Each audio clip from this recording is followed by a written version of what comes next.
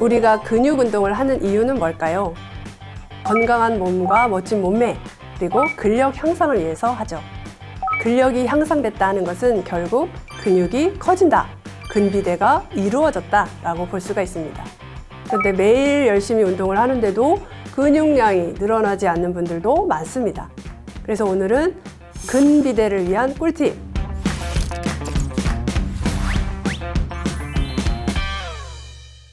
우선 근육이 어떻게 커지는지 그 원리를 알면 근육을 키우는데 도움이 되겠죠. 6개월 동안 운동 트레이닝 한 후에 그림인데 A에 비해서 B가 훨씬 더 세포가 크죠. 그만큼 근섬유, 근육세포가 커진 모습입니다. 근육세포, 다른 말로 근섬유는 일반 세포와 다르게 세포 하나에 핵이 여러 개 있는 다핵세포예요. 그 근세포의 핵을 위성세포라고도 하는데 근력 운동을 하면 근섬유의 근핵이 증가한다라는 겁니다. 덤벨을 계속 들면 근섬유들이 이런 작은 상해를 입게 되고 그것을 치유하기 위해서 위성세포가 활성화되고 많아지는 거예요. 그래서 손상된 근섬유와 위성세포가 융합되면서 근섬유가 커지게 된다라고 볼 수 있습니다.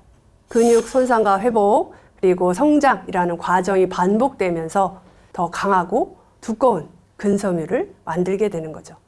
그렇다면 근육을 효과적으로 키우려면 어떻게 해야 할까요? 첫 번째는 자기가 할 수 있는 것보다 조금 더 힘든 무게, 약간의 높은 강도로 운동을 하는 겁니다. 우선 1세트당 10번 정도 할 수 있는 무게로 시작해서 10%씩 무게와 횟수를 점진적으로 증가시켜 주면 근육에 과부하가 생기고 근세포에 약간의 스크래치, 상해를 입히게 되는 거고 그러면서 이제 위성세포가 깨어나는 거죠.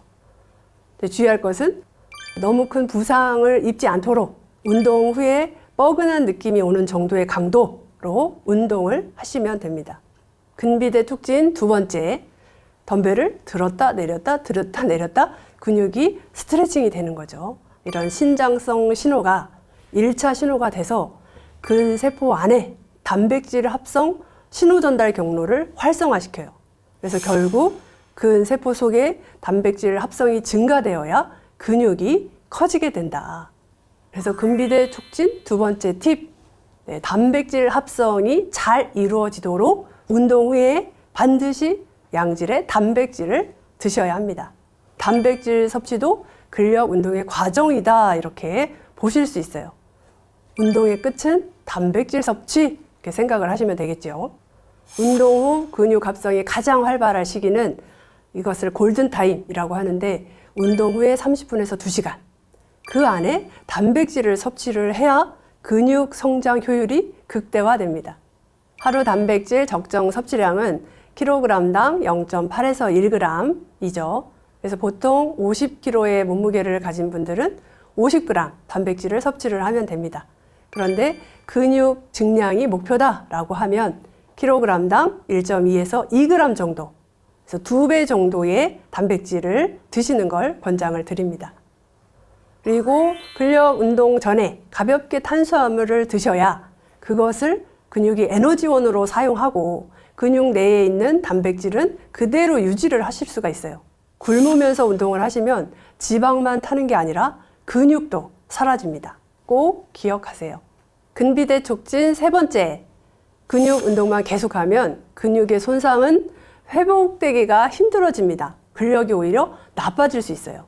그래서 근력 운동 후에 최소 하루, 최대 이틀 정도는 휴식 시간을 반드시 가져야 근육이 회복되고 그때 근성장이 이루어집니다. 그래서 헬스 PT를 받을 때 하루는 상체 운동, 하루는 하체 운동 이렇게 근 부위별로 운동을 시키죠. 그래서 운동 후에 회복은 필수이기 때문입니다. 건강 쏙쏙 근육을 키우는 올바른 근력 운동. 첫 번째, 기분 좋은 뻐근함을 느낄 정도의 강도로 해라. 두 번째, 근력 운동 하기 전에는 탄수화물, 운동 후에는 단백질을 꼭 챙겨 먹어라. 세 번째, 근육 부위별로 운동하고 휴식 시간을 꼭 가져라. 네, 오늘 알려드린 건강운동 1, 2, 3 법칙을 실천해서 탄탄한 근육을 꼭 만들어 보시기 바랍니다. 다음에도 더 유익한 건강 정보로 찾아뵙겠습니다. 오늘도 건강하세요.